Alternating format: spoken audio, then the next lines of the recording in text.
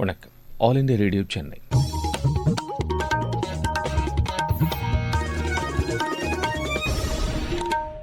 மாநில செய்திகள் வாசிப்பவர் கோபாலகிருஷ்ணன். தலைப்புச் செய்திகள். மாநில அரசுகளின் தலைமைச் செயலர்கள் பங்கேற்கும் தேசிய மாநாடு பிரதமர் திரு நரேந்திர மோடி தலைமையில் இன்று புதுதில்லியில் தொடங்குகிறது.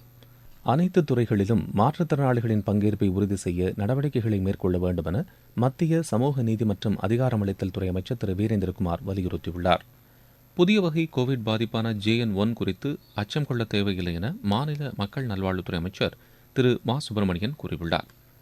தமிழகத்தில் கடந்த 2.5 ஆண்டுகளில் 15 லட்சம் புதிய குடும்ப அட்டைகள் வழங்கப்பட்டுள்ளதாக மாநில உணவு அமைச்சர் திரு சக்கரபாணி தெரிவித்துள்ளார்.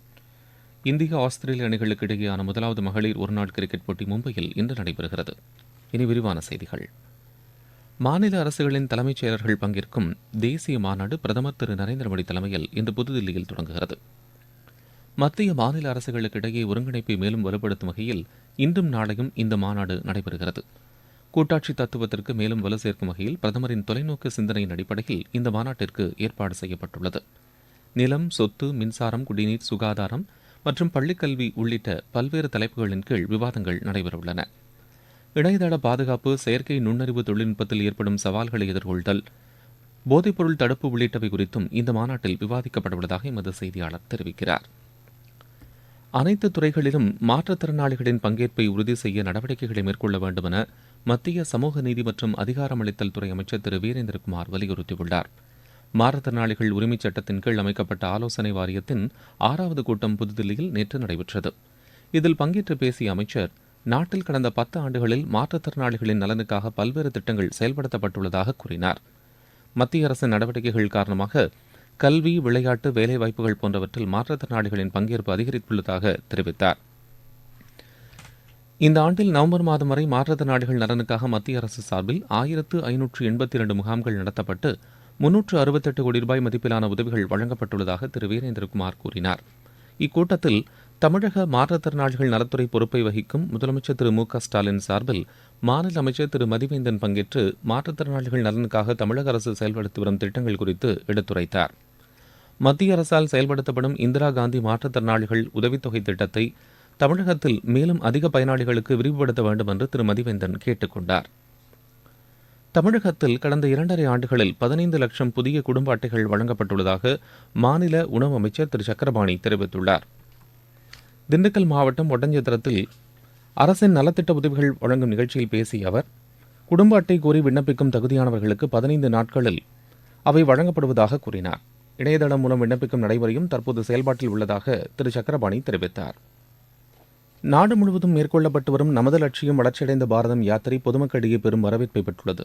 மத்திய அரசின் திட்டங்கள் குறித்து விழிப்புணர்வை ஏற்படுத்துவதோடு விடுபட்ட பயனாளிகளுக்கு திட்டங்கள் சென்றடைவதை உறுதி செய்யும் நோக்கில் இந்த யாத்திரை நடத்தப்பட்டு வருகிறது. தேனி மாவட்டத்தில் நடைபெற்ற இந்த யாத்திரையில் வேளாண் பணிகளில் நவீன தொழில்நுட்பங்களின் பயன்பாடு குறித்து செயல் விளக்கம் அளிக்கப்பட்டது. வேளாண் துறையின் வளர்ச்சிக்காக மத்திய அரசு செயல்படுத்தி வரும் திட்டங்கள் பெரிதும் பயனளிப்பதாக விவசாயி ஒருவர் தெரிவித்தார். என் பேர் ராஜுங்க. நாங்க போடி நாகலாபுரத்துல இருந்து பேசுறேங்க. பிரதமர் சிறு விவசாயி ஒரு வருஷத்துக்கு 4 மாசத்துக்கு ஒரு தடவை 2000 ரூபாய் சிறு விவசாயிகளுக்காண்டி நல்ல விவசாய செலவுக்காண்டியும் தொழில் செய்யறதுக்காண்டியும் நல்லபடியா அந்த 4 மாசத்துக்கு ஒரு தடவை 2000 ரூபாய் ஏற்றி விடுறது எங்களுக்கு விவசாயத்துக்கு ரொம்ப மகிழ்ச்சியா இருக்குதுங்க. அதை வச்சு எங்க விவசாயம் நல்லபடியா நாங்க செஞ்சு நல்லபடியா தொழில் பண்ணி அந்த விவசாயத்தை மேலும் மேலும் செழிப்பா பயன்படுத்துறேங்க. பிரதமர் ஐயாவுக்கு ரொம்ப நன்றி. புதிய வகை கோவிட் பாதிப்பான JN.1 குறித்து அச்சம் கொள்ள தேவையில்லை என மாநில மக்கள் நல்வாழ்வுத்துறை அமைச்சர் திரு மா சுப்பிரமணியன் கூறியுள்ளார். சென்னையில் நேற்று நடைபெற்ற உலக எய்ட்ஸ் தினம் தொடர்பான நிகழ்ச்சியில் பேசிய அவர், தமிழகத்தில் 1,30,000 பேர் HIV தொற்றால் பாதிக்கப்பட்டுள்ளதாக தெரிவித்தார். HIV தொற்றை கட்டுப்படுத்த தமிழ்நாடு எய்ட்ஸ் கட்டுப்பாட்டு சங்கம் திறம்பட செயலாற்றி வருவதாக அவர் கூறினார்.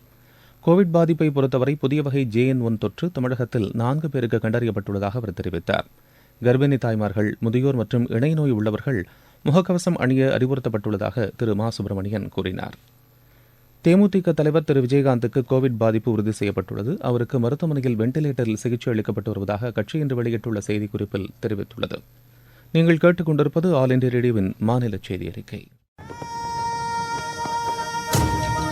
यही समय है, सही समय. இதுதான் வேளை, சரியான வேளை. ஒவ்வொரு தேசத்தின் வளர்ச்சி பயணத்தின் போதும் தேசம் முன்வந்து புதிய உறுதிப்பாடுகளோடு முன்னேற்ற பாதையிலே பயணிக்கக்கூடிய அற்புதமான ஒரு வேளையும் பிறக்கும். புதிய பாரதத்தின் துவக்கத்தின் இது அமுத காலம். இதுவே கோடானு கோடி நாட்டு மக்களுடைய உறுதிப்பாடாகும். அமுத காலம் 25 ஆண்டுகளுக்கு ஆனது. ஆனால் நாம் நம்முடைய லட்சியங்களை அடைவதற்காக இப்போதிலிருந்தே முனைப்புடன் செயல்பட வேண்டும். भारत को गढ़ने का यही समय है. மகளிர் விவசாயிகள் உள்ளிட்ட அனைத்து தரப்பினரும் பயன்பெறும் வகையில் கடந்த 10 ஆண்டுகளில் மத்திய அரசு ஏராளமான திட்டங்களை செயல்படுத்தியுள்ளதாக பிஜேபி மாநில தலைவர் திரு அண்ணாமலை கூறியுள்ளார். நாகை மாவட்டம் கீழ்வேளூரில் நடைபெற்ற கூட்டத்தில் பங்கேற்று பேசிய அவர், நாகை மாவட்டத்தில் மட்டும் 42,000 பேருக்கு இலவச சமையல் எரிவாயு இணைப்புகள் வழங்கப்பட்டுள்ளதாக தெரிவித்தார்.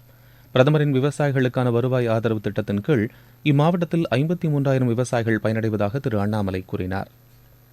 BSNL நிறுவனம் சென்னை IIT மற்றும் அண்ணா பல்கலைக்கழகத்துடன் புரிந்துணர்வு ஒப்பந்தம் ஒன்றில் கையெழுத்திட்டுள்ளது. இந்த ஒப்பந்தம் அண்ணா பல்கலைக்கழக மாணவர்களுக்கு பெரிதும் உதவிடும் என்று அதன் துணைவேந்தர் டாக்டர் வேல்ராஜ் தெரிவித்தார்.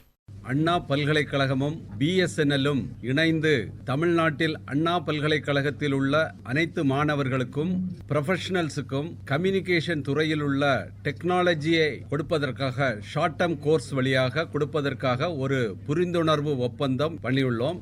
இதன் வழியாக கம்யூனிகேஷன் துறையில் நமது மாணவர்கள் ஸ்கில் செட் டெவலப்மெண்ட் கண்டிப்பாக இருக்கும். கம்யூனிகேஷன் துறை என்பது ஒரு முக்கியமான துறை. கடந்த 30 வருடங்களில் நமது நாட்டில் பொருளாதார வளர்ச்சிக்கு கம்யூனிகேஷன் துறை வளர்ந்ததுதான் ஒரு காரணம். இனி வரும் 10 வருடங்களாக 5G வளர்ச்சி அதிகமாக இருக்கும். அதனால்தான் artificial intelligence, internet of things போன்ற பெரிய துறைகளிலும் மிகப்பெரிய வளர்ச்சி இருக்கிறது.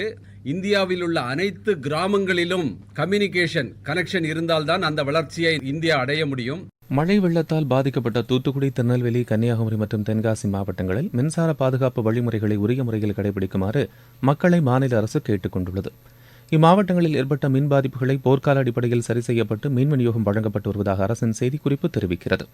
இதனிடையே தூத்துக்குடி மாவட்டத்தில் மழை வெள்ளத்தால் சேதமடைந்த சான்றிதழ்கள் மற்றும் ஆவணங்களை பெற இன்றும் நாளையும் சிறப்பு முகாம்கள் நடத்தப்பட உள்ளதாக மாவட்ட ஆட்சியர் திரு லட்சுமிபதி தெரிவித்துள்ளார்.